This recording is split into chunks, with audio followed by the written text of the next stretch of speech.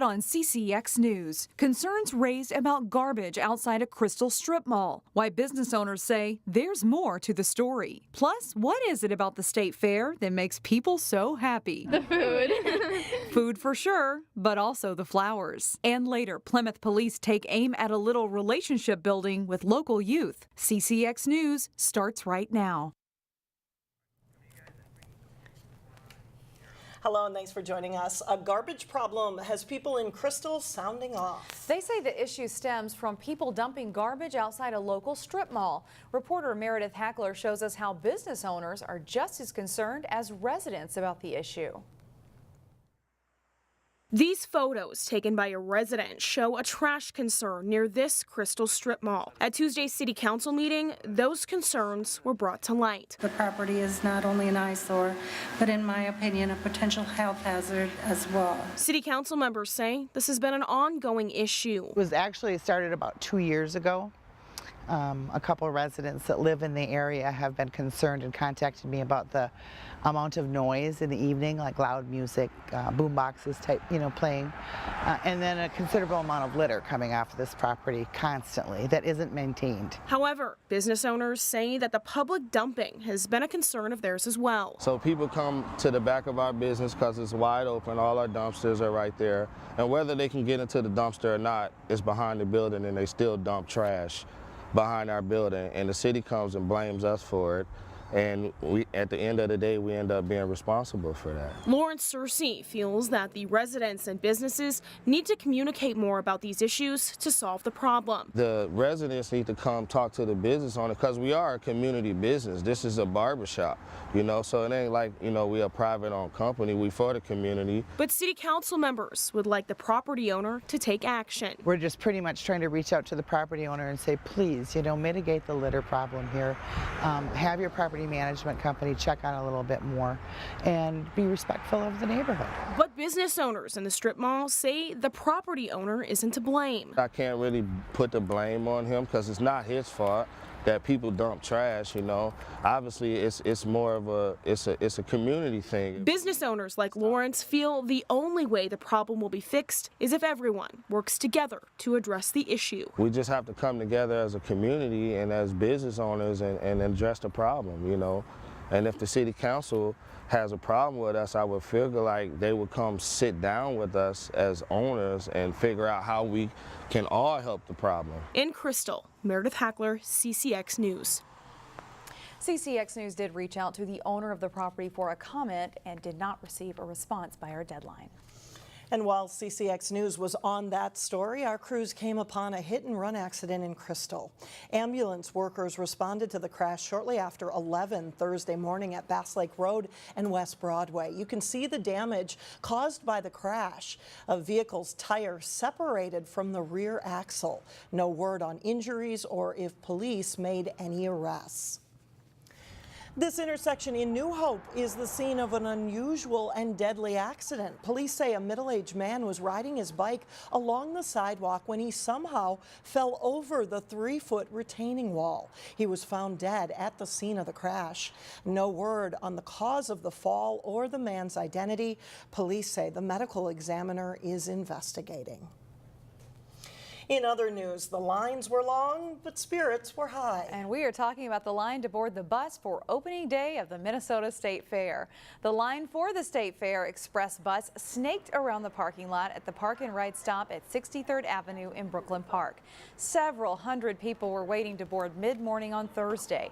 A Metro Transit official said they had around 1,000 people board the bus from this stop alone during the first 2 hours of bus service. Despite the wait, fairgoers are more than happy to share why they love the Great Minnesota Get-Together. Just going around seeing everything and eating food. You just meet all sorts of people from all different backgrounds, and you're just like almost all on the same page, enjoying good food and like good company. Express bus service to the fair runs from 9 a.m. to midnight at most locations, and it's $5 cash for a round trip. There are many local businesses showcasing their work at the Great Minnesota Get-Together. Reporter Sonia Goins features a popular exhibit at the Agriculture and Horticulture Building. Hey Alex, Alex and Shannon. I'm at the prettiest display at the Minnesota State Fair. In fact, the Minnesota Floral Association really outdid itself this year. This year's theme is called Florapalooza and celebrates the seasons. We have two vendors from our area, Lynn Bush Roses and Bachman's, and joining me now is Karen Bachman to tell us about her display. Hi, and welcome to the State Fair and to the Horticulture Building here. We are so pleased to be part of the Minnesota State Florist Association and celebrating the seasons with, of course, fresh cut flowers and then a seasonal display in which we're celebrating spring. The purple ones are my favorite. Tell us about the purple one. That's right. So this really celebrates all of the blooms that are signature to spring. And so you think tulips and hyacinth. The purple ones that you love are actually called alliums. And so now is actually the perfect time to start thinking about spring blooms because those bulbs you plant in the fall. So usually in September, October, you can plant those bulbs and see the first signs of spring after our long winters. Now, so if homeowners want to do this themselves, could they really do something maybe on a smaller scale? Absolutely on a smaller scale. So here you have garden products as well as fresh cut florals. So in the display you're going to see mandevilla and other blooming flowers, but then really what we're celebrating is the fresh cut flowers that all of the florists in the state really love to help our customers and clients appreciate. And so designed arrangements or even the bunches and bouquets that you might get at a grocery store or at Bachman's, you can design into something yourself. So certainly you can achieve the look. Okay, well thanks for joining us at the State Fair. Sonia Goins, CCX News. All right, thanks, Sonia. The city of New Hope has announced 4 finalists to fill a vacant city council seat. The future appointee will replace former council member Eric Lamley, who recently stepped down due to a move outside the city. The finalists include Cedric Frazier, an attorney who serves on the New Hope Planning Commission. Matthew Korkowski is an electrical engineer. Michael Redden, who runs a law firm and also serves on the city's Planning Commission. And Roger Rubin, a retired U.S. Postal Service worker. The City Council will interview all of the candidates on Tuesday with a final decision expected shortly after. In Brooklyn Center, expect road closures and detours while construction begins on a busy road. Work has started on a 1.5-mile segment of Brooklyn Boulevard. The project will be done in 2 phases and begin south of Highway 100. It will eventually continue north to Bass Lake Road. Engineers say the project will make the roadway safer and includes adding a trail for bicyclists and pedestrians. We've heard a lot of concerns for public safety. As part of this, we're looking at doing a 10-foot buffer from the sidewalk and trail so that there's a safe spot for residents to walk in the community. The project, led by the city and county, will be completed by next fall. Up next, students in Plymouth learn that acting for the movies is a lot harder than it looks. Then later in sports, hear from Osseo native Caleb Truax as he wraps up training for his hometown fight Friday night. But first, Friday could produce puddles at the State Fair. A round of showers is likely. Many people dream of one day being a movie star. But learning how to act for movies or television shows requires a lot more than just memorizing lines. As Delane Cleveland reports in this week's edition of What I Learned at Summer Camp, a group of students in Plymouth are learning what it takes to end up on the big screen. Alrighty, lights, camera.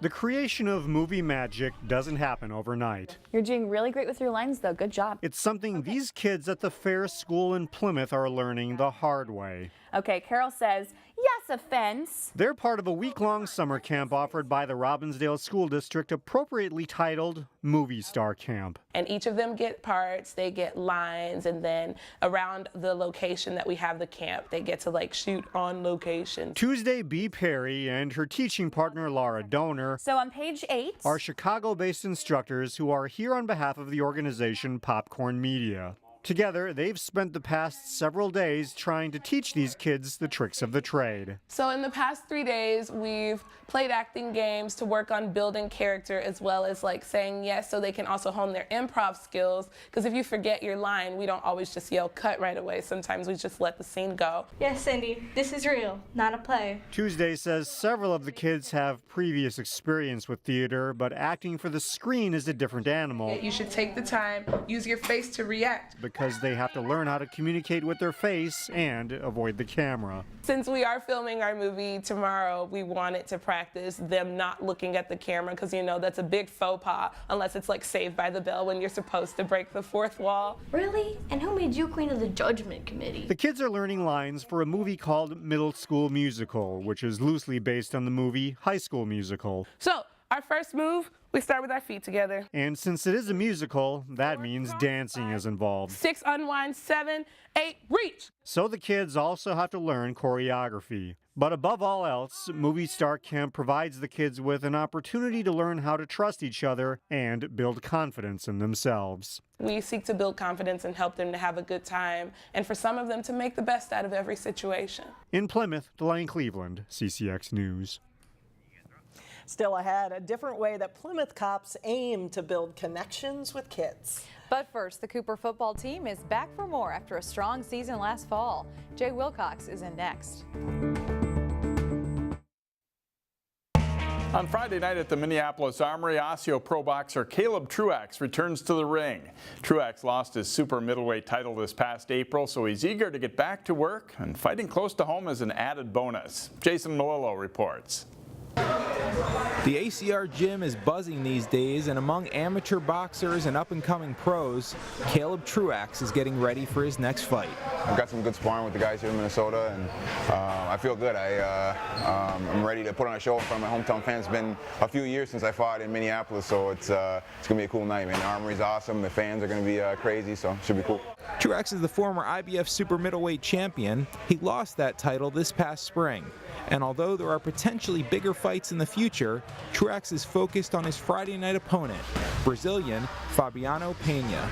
He's a shorter, stockier guy. He comes in throwing big punches, trying to knock people out. So I have to be careful, ready for those big shots to be winging at me. And my coach Tom Halstead has got a good game plan drawn up just to catch those shots and counter and beat him to the punch, and just to hopefully get him out of there in an exciting fashion and knock him out and move on to the next big fight. Truax has been a prize fighter for more than a decade now and admits there's some wear and tear on his body. But Truax says he still loves boxing and is energized by working with young fighters at the gym. It's super rewarding, you know, just to help all these kids. You know, most of them are 18, 19, 20 years old, even younger, and some of them are pros, some are amateurs, so they learn from me and look up to me. And it's like a family in here, and we all look out for each other, and I help out whenever I can, and these guys help me out. You know, I needed some sparring today, and they all jumped in, and we're all over it. So, yeah, it's like a big family. You can watch the Truax-Pena fight on Friday night on FS1 or catch it in person at the Minneapolis Armory, where the first fight is set for 5:30. Minneapolis Jamal James will fight in the co-feature. James is ranked number 3 in the world at welterweight by the World Boxing Association.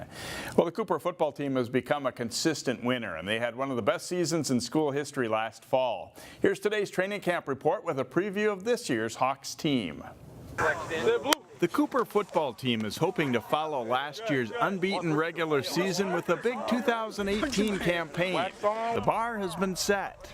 We're trying to get better every single year, and for the most part we've done that. And last year we had a good season, but didn't finish off the way we wanted to. So hopefully the thought process in our building is to be hungry. It was amazing because that was the first time in Cooper history we were going 9-0 and winning a conference championship. And having a lot of my friends that I've been with since 8th grade, 9th grade, Ante, all them, it was amazing. As much fun as going 8-0 in the regular season and winning a district title was for the Hawks, the ending wasn't what they dreamed about. An upset loss on a snowy night to St. Louis Park kept them out of the state playoffs. Every day during the off season, that was pretty sad, and we took it not very light, but that's our motivation to winning all this year. When we work out in the weight room and summer activities, it's always in the back of our heads, so we go a little extra harder, you know. While they graduated some great players, the Hawks do have some key returners too. Wide receivers Pedro Amusu and Adrian Adams are back, along with speedy running back Nasir Borden. Rayshawn Keaton is back to key the defense at cornerback. Trayshawn McMillan is the new quarterback after playing tight end last season. He's probably one that we talk about having the best work ethic, the hardest worker that we have. I mean, he rocks and rolls. He's here in the morning, he's here at night, he's here days that other people got to go home, because he knows that, you know, we had Cameron King who broke all the records, and he didn't get much plays in last year. And so for this year, he's ready to rock and roll. He's led us to a lot of great wins over the summer in 7-on-7. So he's really maturing and coming into that position. New turf with the Hawks logo and navy blue end zones has the Cooper guys excited too. Everybody wants to go hard because it's a new turf, and everybody wants to break it in the right way. You don't want to have something new and then be out here losing games. So they have some holes to fill, but Cooper looks ready to continue its winning ways. Adrian, we up. 4. Cooper was 9-1 overall last season. Willie Howard begins his 9th season as head coach. The Hawks have 7 offensive and 5 defensive starters returning. They open against Park Center next Friday the 31st in a game you can watch live on CCX. Still ahead, a friendly challenge that's right on target. A contest connecting cops and kids when we come back.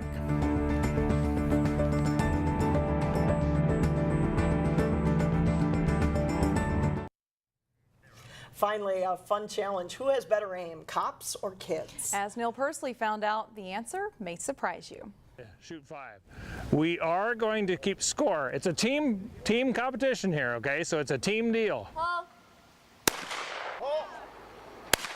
And it's come to be known as the Kids and Cops Shoot. This was the 3rd annual Kids and Cops Shoot between local high school trap club members from Wayzata and Providence Academy and the Plymouth Police Department, thanks to an idea Jim Sable had 3 years ago. The very first encounter that these kids have with the police is when they get pulled over for speeding on the way home from school.